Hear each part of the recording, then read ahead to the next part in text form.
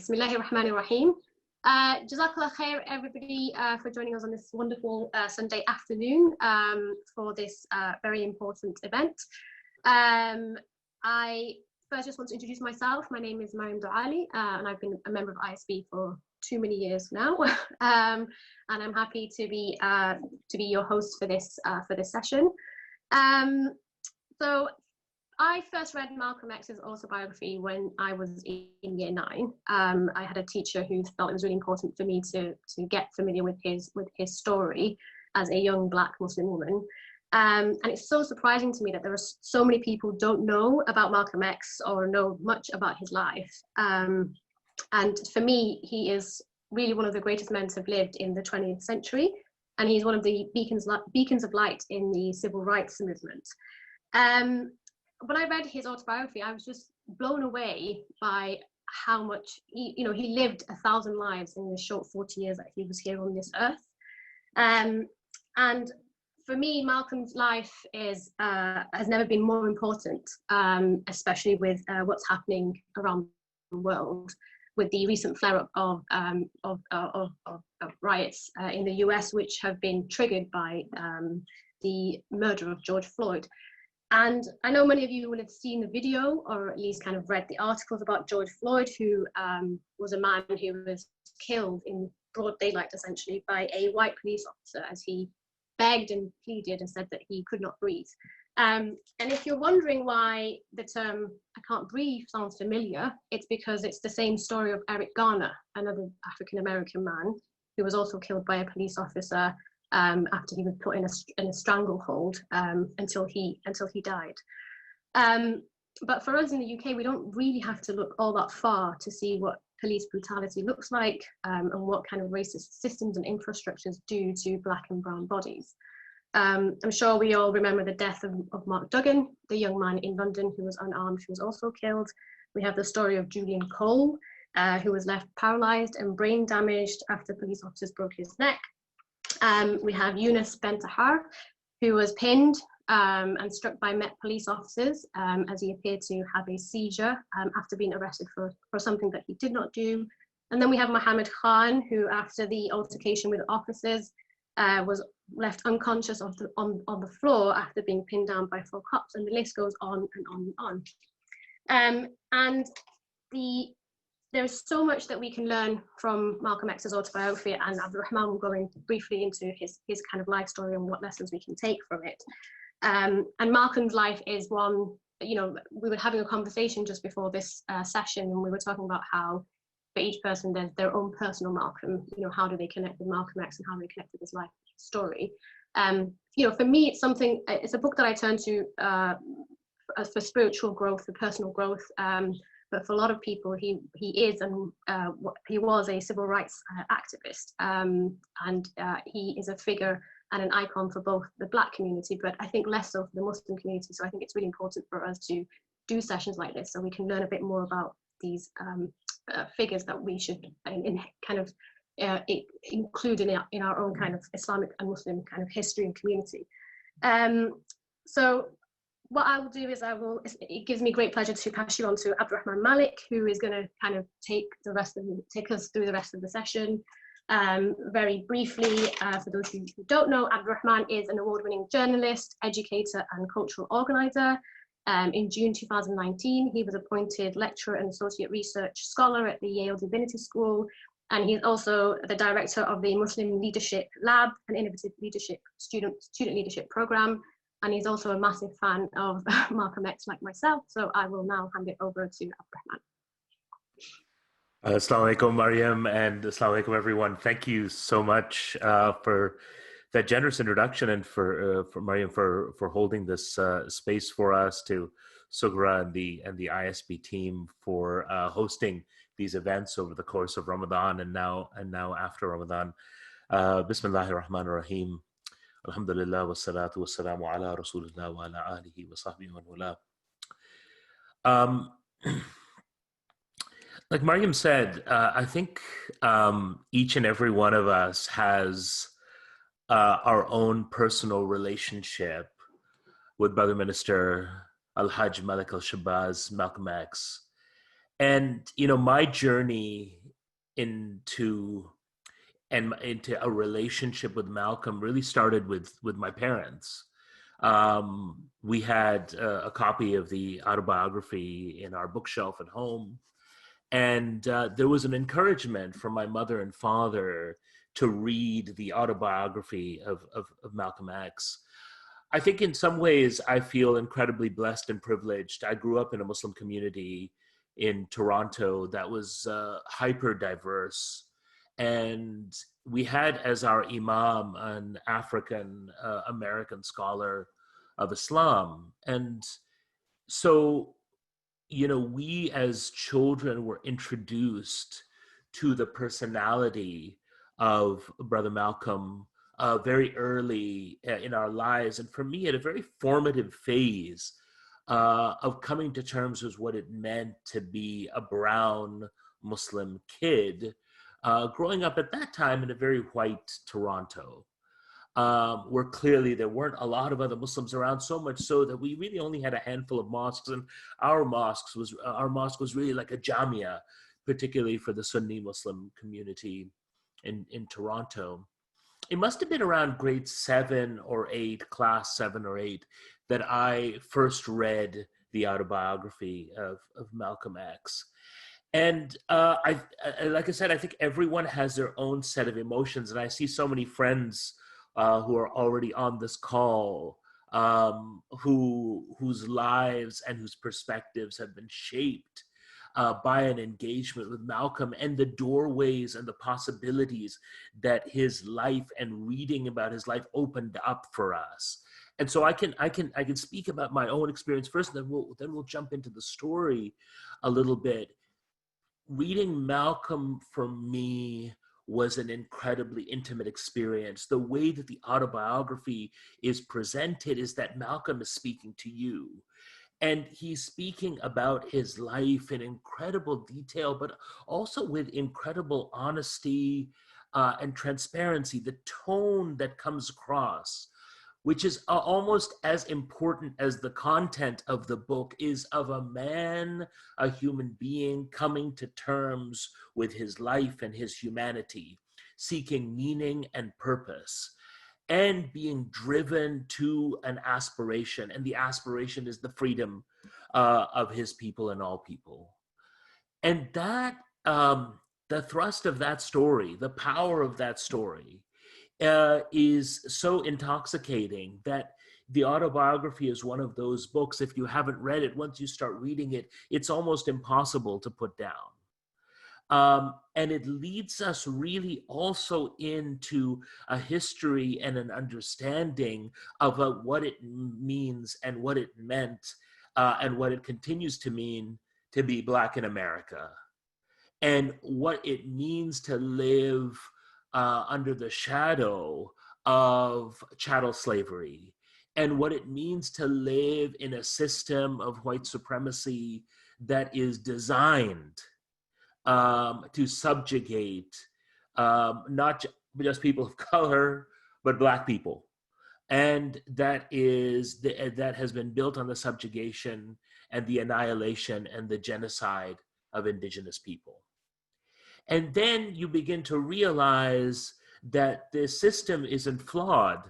As we've been seeing in the commentary over the last few days, the system is doing exactly what it's designed to do. And Malcolm's life was an attempt not only to circumvent the system, but it was to reformulate that very system, was to rid ourselves of that system and the disease, which he termed a disease which found its pathology in economics and politics and social relations, but also found its pathology in the spiritual. For Malcolm, the disease of racism was a comprehensive cancerous illness. And it's interesting to me that the autobiography also is a spiritual autobiography. It's about someone coming to terms with what it means to be a believer and what it means to come to God and how we come to God. Before before I kind of jump in to kind of moments in Malcolm's life and to give us at least a very quick contour of what that life looked like and how vast it was, even geographically and through experience, I think I would be remiss if I didn't say a few things, especially in this particular moment that we find ourselves in. Not only the extraordinary moment of pandemic, but this extraordinary moment that we are witnessing of uprising against police brutality, of uprising against the systematic oppression of Black people, the uprising against anti-Black racism, and the holding to account not only of white power structures, but to also those of us who are not Black in terms of what it means to be an ally in the cause of dismantling anti-Black racism and the structures of power which uphold it. And I am sensitive about the fact that I'm speaking about Malcolm today as a brown man, as a brown Muslim man. And, you know, over the last few days, and this is something that we can certainly talk about in the conversations that we're going to have this week and next week, about what it means to instrumentalize Malcolm. And many of scholars, activists in the African-American community at large, particularly within the African-American Muslim community, have rightfully been calling people like me, South Asian, Desi, Arab, people of other ethnic and racial backgrounds to account. To what extent is our celebration of Malcolm and his Muslimness an instrumentalization of Malcolm, or at times a trying to take away from Malcolm's radical vision? How often do we strike a clear opposition between Malcolm's days in the Nation of Islam, serving under the Honorable Elijah Muhammad, and Malcolm after he went to Hajj, and how we celebrate the Malcolm after the Hajj, and we sort of minimize Malcolm during the Nation. I've seen that happen, and I've probably done it myself at times. So I think it's important. I need to state that sensitivity up front, that what I'm presenting today is one perspective, and I'm presenting it from the body that I occupy and the position that I occupy. The second thing I think that it's important to state up front is that in our discussion of Malcolm, we cannot forget that standing alongside Malcolm and someone who continued to lead after Malcolm's martyrdom and assassination was his wife, the Honorable Betty Shabazz. Betty and Malcolm are buried side by side at Ferncliff Cemetery in Westchester County, just outside of New York. Betty was a remarkable human being, a scholar. Betty was the true holder of Malcolm's legacy, especially at a time when all the structures of media and power sought to minimize Malcolm's importance. Even in the days after his assassination in 1965, there was a concerted attempt by authorities in New York City, by the media, to minimize Malcolm, to make him appear as if he was some kind of violent thug, that he was some kind of violent anomaly, that he was some kind of rabble-rouser. There was an attempt to minimize the power and the influence of Malcolm X, and it began the day that he returned to his Lord in the glory of martyrdom in February 1965. And it was Betty Shabazz. It was Betty Shabazz who upheld Malcolm's legacy, who questioned the media, who questioned the police, who poked holes into the narrative. Few people know that in the month and a half after Malcolm's death, Betty Shabazz, bearing twins in her womb, did the Hajj herself. This was a woman deeply dedicated to the cause of liberation and deeply dedicated to her faith. And I think often we forget Betty, and we forget And we see her as the woman who stood by her man. But I think we need to understand Betty as a co-creator, as a collaborator, as the necessary component. There's no Malcolm X without Betty Shabazz. There is no Brother Malcolm without Sister Betty. And I think it's important for us to state that up front. Because without that framing, I don't think we can truly appreciate the legacy of Malcolm X and how profound that legacy actually is. Malcolm was born on the 19th of May. We just celebrated his 95th birthday in Omaha, Nebraska.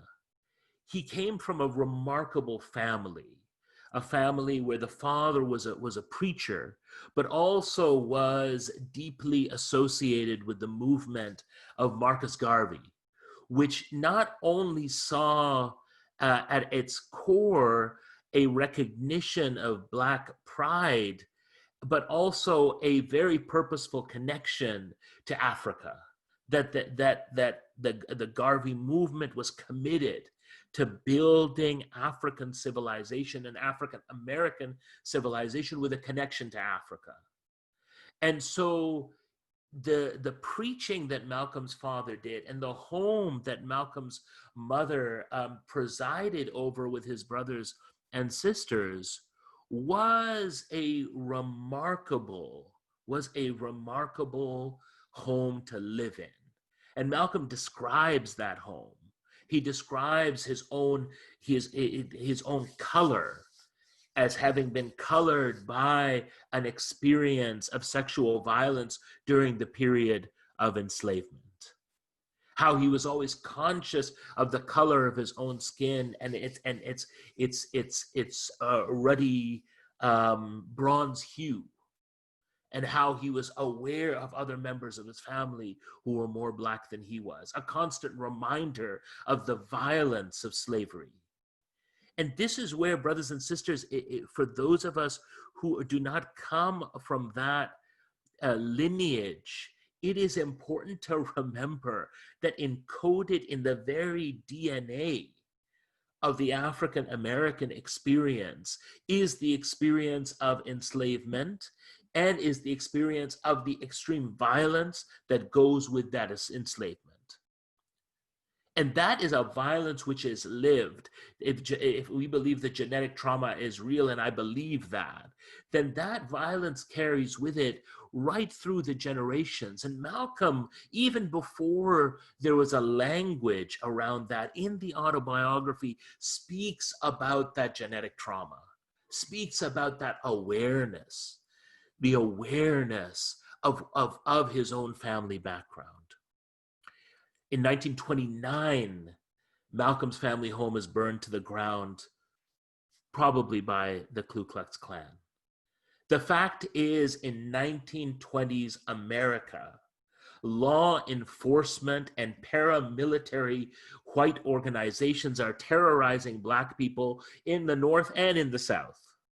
And for someone like Malcolm's father, who was deeply committed to raising the consciousness of his congregation as to the preciousness and the nobility of their African heritage, this was itself something that was disruptive to white power structure.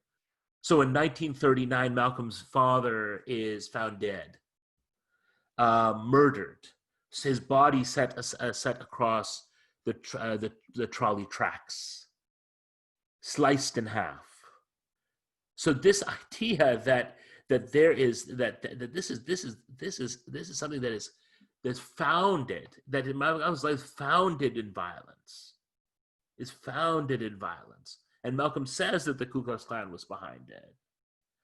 And after his father Earl's passing, his mother struggles.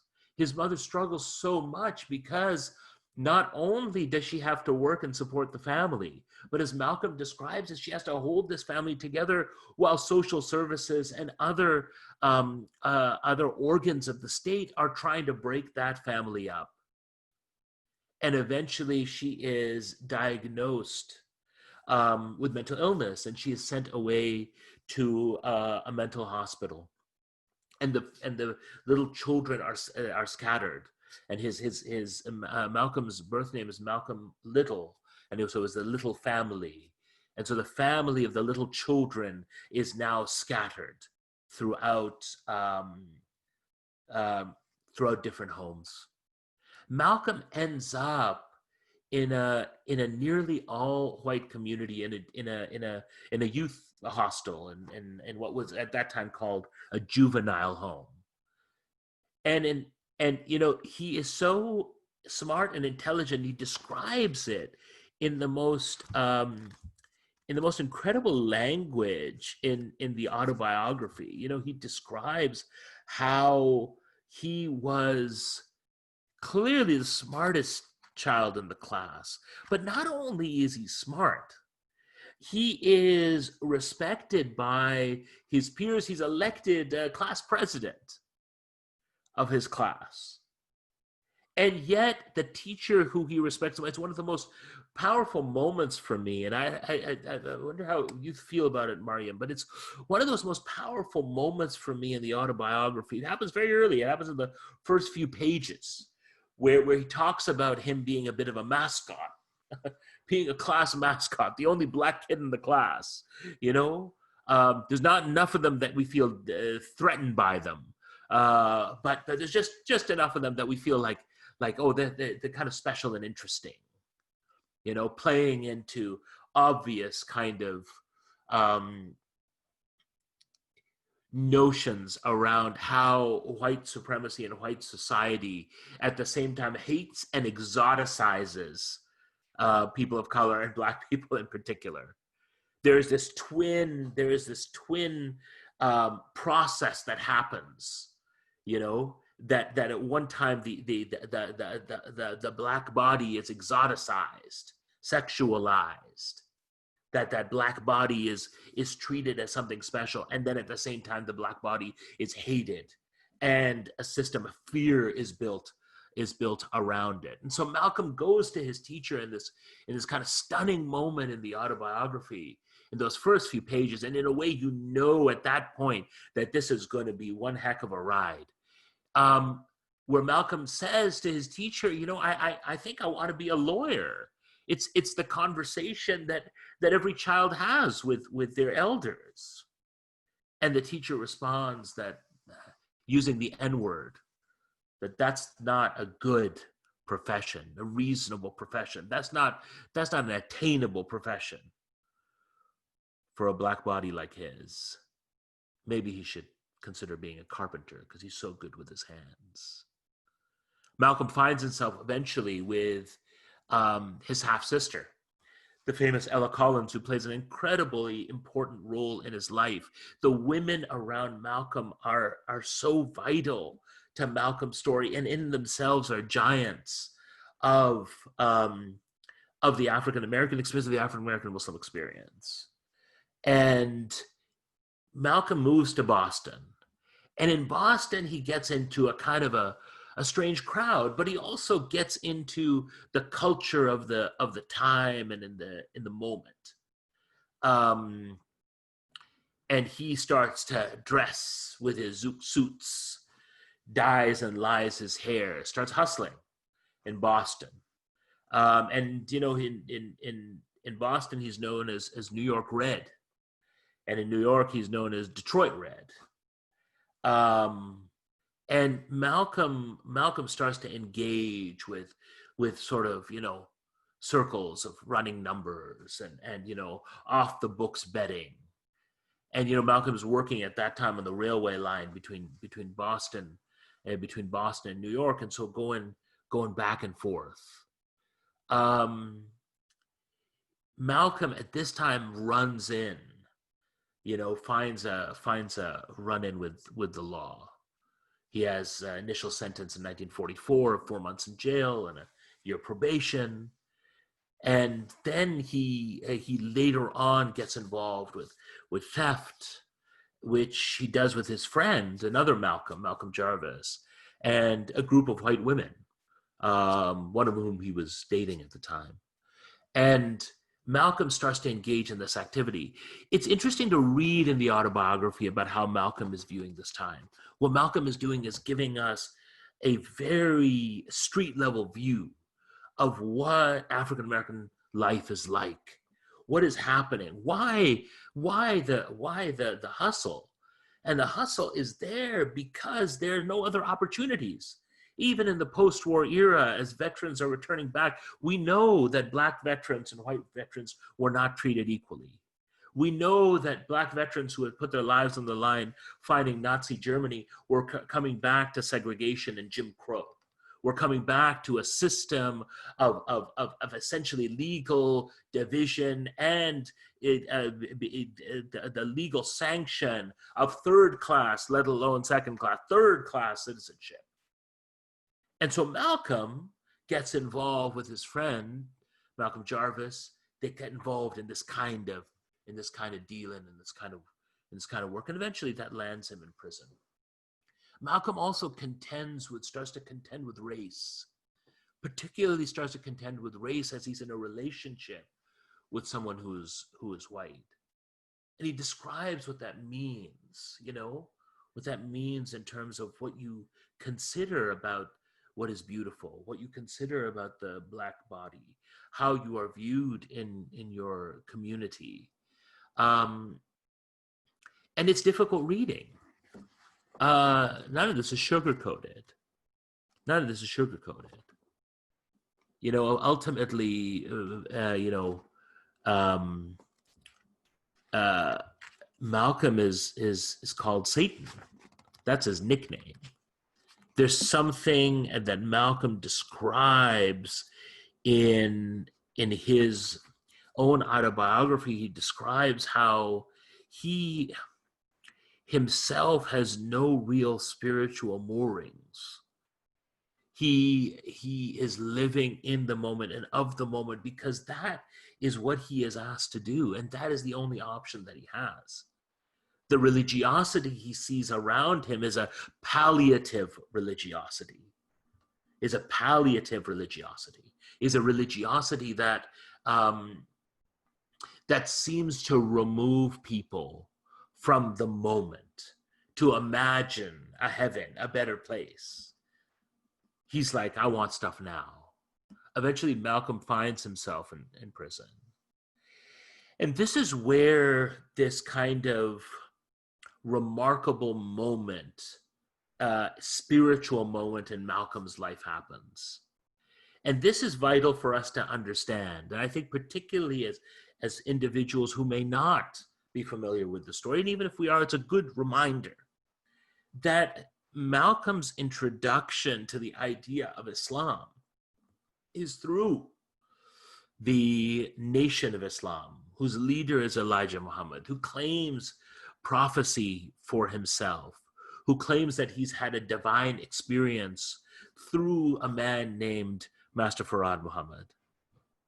And that Malcolm learns that several of his siblings have converted to the Nation of Islam. And in prison, Malcolm goes through a process to get there. He meets a fellow, someone who's a fellow incarcerated individual, and he begins to learn and develop his sort of knowledge.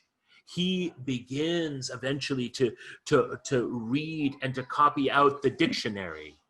He begins to engage in and go to the Bible study in the church, in the prison, and begins to challenge the white the white preacher and question the racial background of Jesus. He begins to ask questions and is able to challenge through scripture. Malcolm is incredibly intelligent, perceptive, persuasive. Malcolm is able to understand that there now is beginning to understand the structures of power are based on knowledge. And here comes an introduction to the Nation of Islam. comes to introduction to the nation of Islam. And in that introduction, by corresponding with and reading the works of the Honorable Elijah Muhammad, of understanding the moral code of the nation of Islam, which is strict, by understanding that the heart of the human endeavor and the endeavor of the Black person, human being, the Black man for him in America is something that he terms knowledge of self. That what Elijah Muhammad is saying is that you must have knowledge of self, that you must understand where you came from.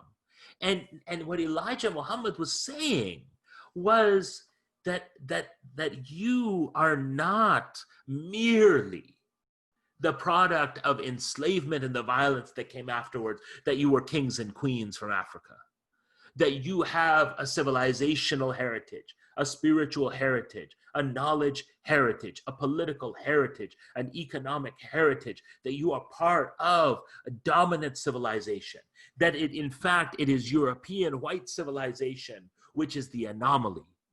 And so in the mythology and the theology of the Nation of Islam, this gets encoded. This is, for some of us who were born into Sunni or Shi'i Islamic traditions, we might term those normative or orthodox, words that I hate, that for us, the Nation of Islam may appear truly heterodox and may appear truly unorthodox. And yet, Elijah Muhammad, in his engagement with Master Farad Muhammad and in his formulation of what the Nation of Islam is able to provide a structure and a framework that allows Malcolm to literally release himself spiritually from the confines of prison. And eventually when he is paroled, and he's denied parole, eventually when he is paroled, where does Malcolm go? Malcolm goes to Elijah Muhammad directly.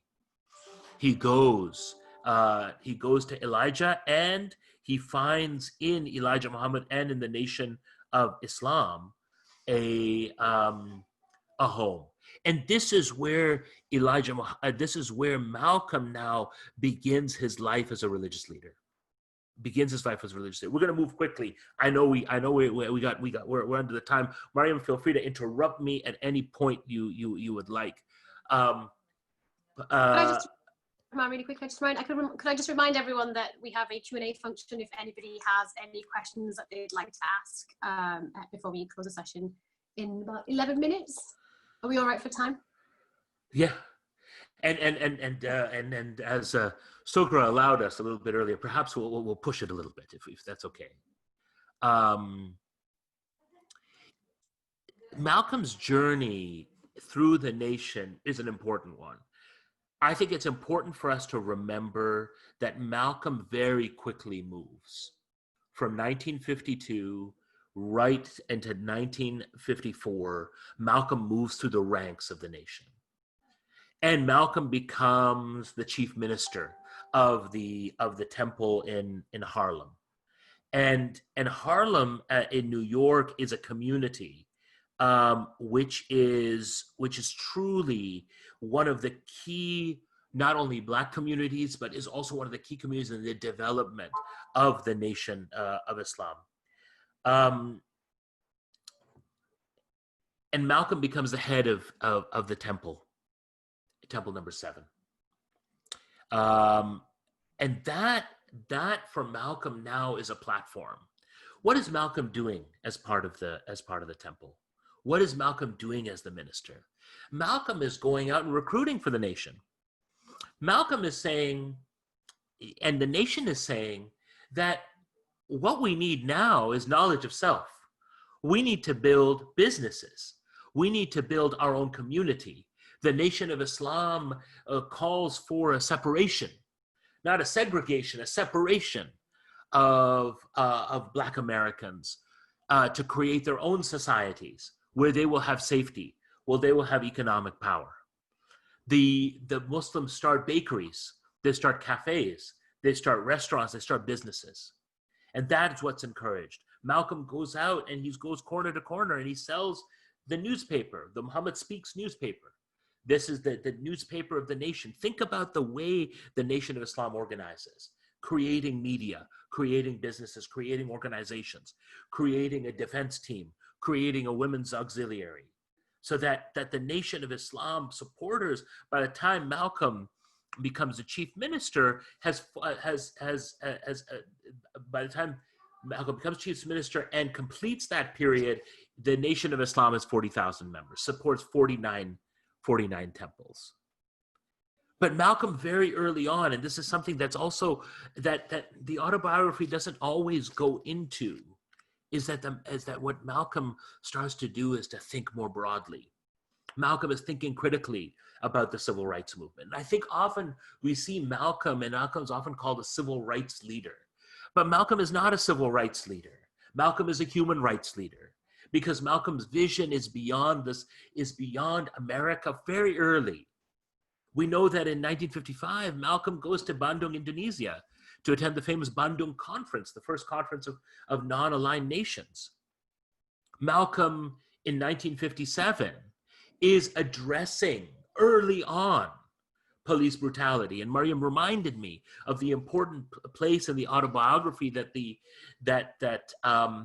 beating of Johnson Hinton, a member of the New York Temple, on April 14th, 1957, is Malcolm's foray directly into a confrontation with the New York Police Department over the treatment of one of their own. And the community sees that. The community sees that. Many of you who have seen the film will remember that there's a scene where Denzel Washington, playing Malcolm X, is out on the street with the brothers, with the members of the nation, and they're standing, protesting in silent strength against the police brutality. And Malcolm disperses with the crowd with a wave of his hand. And it said that the chief of police at the time said, it's too much power for one man to have. But that moment, the Johnson Hinton beating by the police and Malcolm's action afterwards, makes Malcolm into gives him national attention. That Malcolm is at this point someone who's started to be noticed, that Malcolm is almost growing bigger than the Nation of Islam.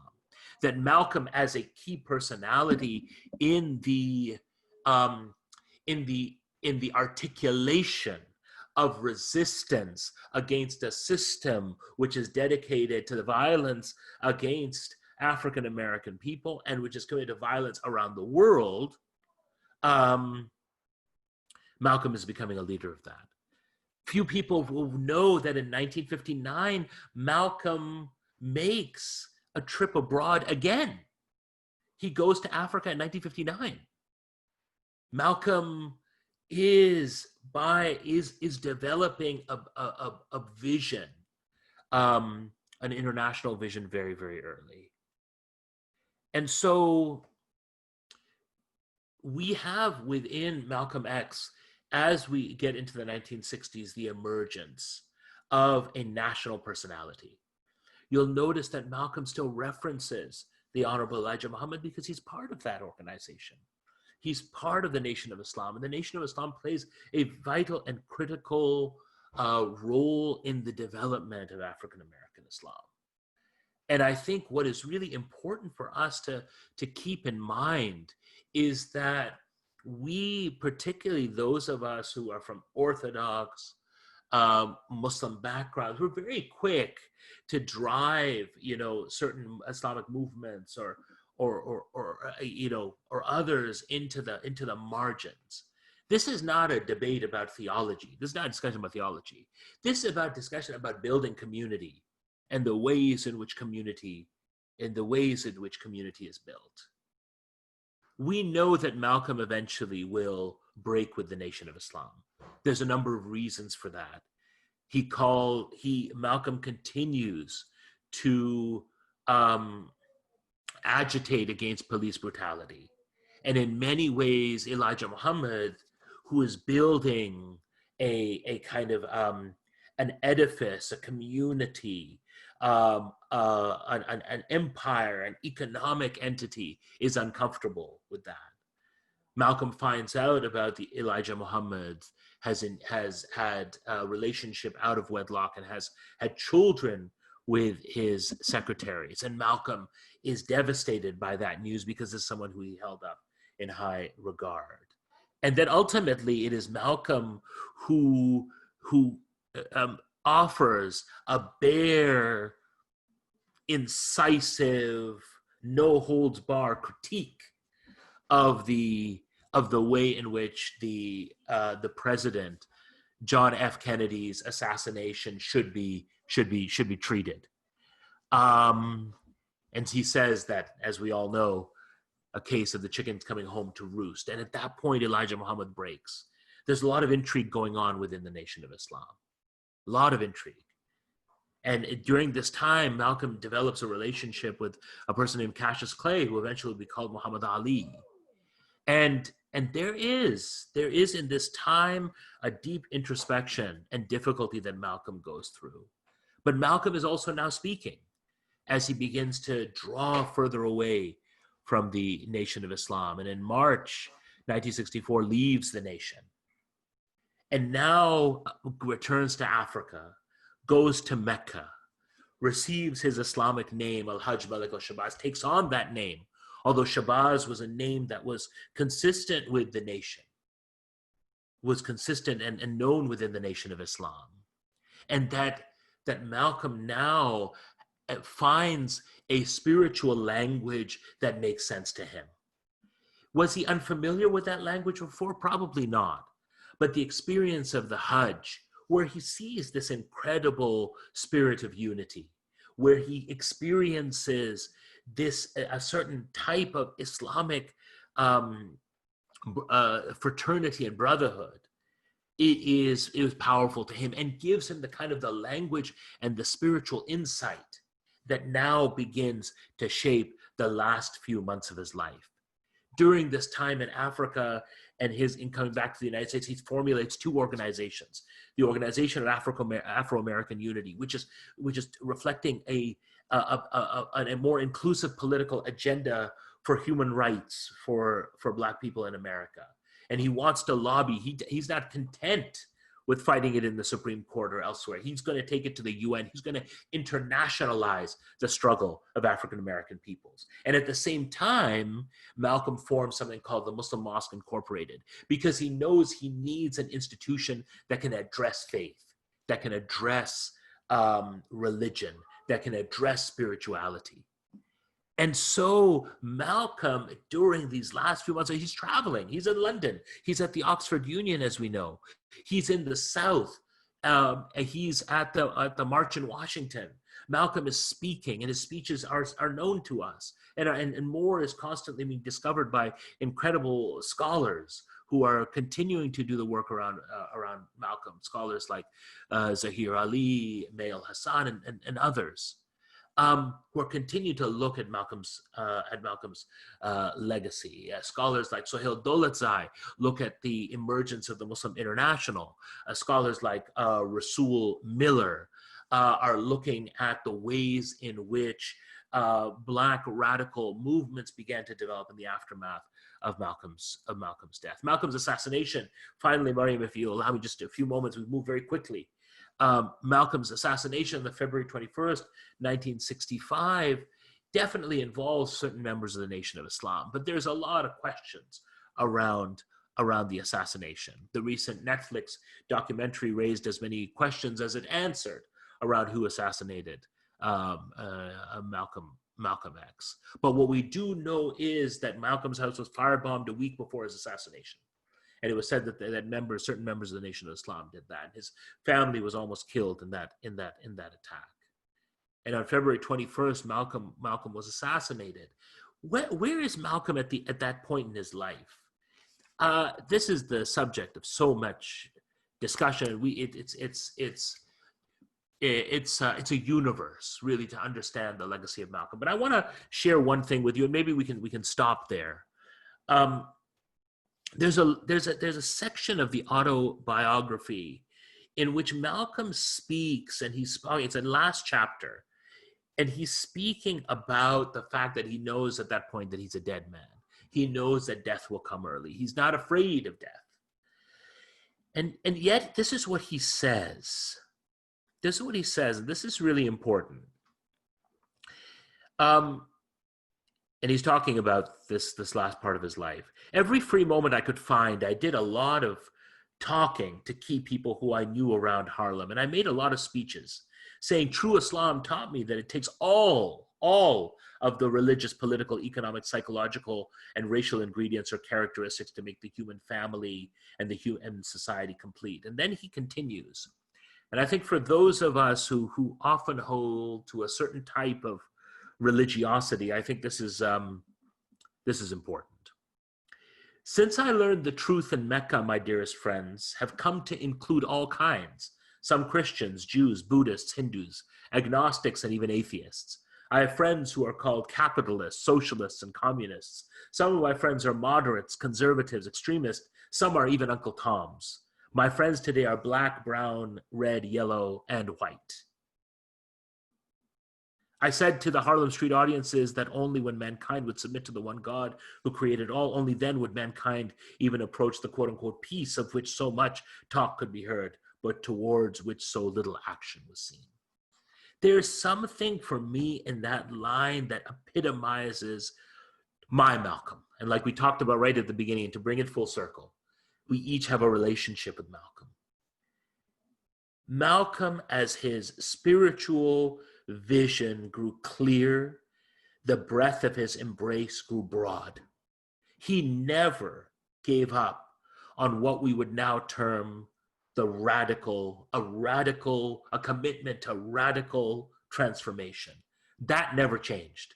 I think anyone who claims that Malcolm moderated his desire for radical transformation doesn't know Malcolm. But what Malcolm was saying was that his circle of friendship, collaboration, and embrace grew as he grew more spiritually confident. My brothers and sisters, if I may, we often see the exact opposite. We see that as in our communities, perhaps we observe in ourselves, that as our sense of religiosity and religious identity grows, we become more closed. We become more rigid. We become exactors of who belongs, or executors of who belongs and who doesn't belong. And yet Malcolm, I think, is giving us an insight into the true secret of spiritual confidence, which is the ability to engage broadly. It is telling that his funeral service is held in a church. It is telling that the actor Ossie Davis leads the eulogy for Malcolm. It is telling that friends of Malcolm arranged for him to be buried at Ferncliff. It is telling that in the days after his death, the police and authorities actively dissuade people from engaging in Malcolm's funeral or from places of worship hosting Malcolm's funeral. That actively happens. So Malcolm, the power of Malcolm in death is that not only was he iconic, but his mission was global and international.